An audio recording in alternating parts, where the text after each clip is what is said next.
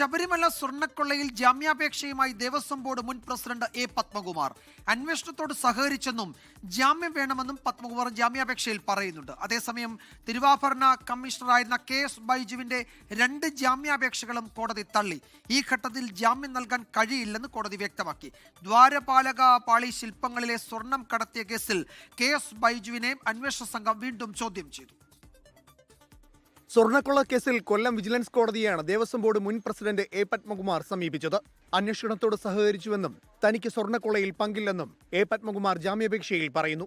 ജാമ്യാപേക്ഷ ഡിസംബർ 2-ന് കോടതി പരിഗണിക്കും. കേസിൽ 7ാം പ്രതിയായ മുൻ തിരുവാഭരണ കമ്മീഷണർ KS ബൈജുവിന്റെ ജാമ്യാപേക്ഷ കൊല്ലം വിജിലൻസ് കോടതി ഇന്ന് തള്ളി.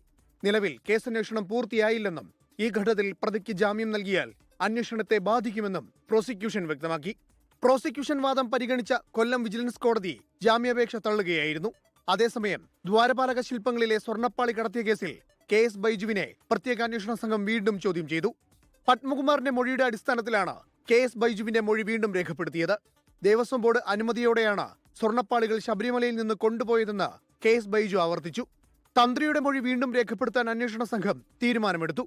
ഉണ്ണികൃഷ്ണൻ പോറ്റിയെ കസ്റ്റഡിയിൽ വാങ്ങി തന്ത്രിയുമായുള്ള ബന്ധം സംബന്ധിച്ച് വ്യക്തത വരുത്താനും അന്വേഷണ സംഘം തീരുമാനമെടുത്തു. ഡിസംബർ 5 വരെ KS ബൈജുവിനെ റിമാൻഡ് ചെയ്തു.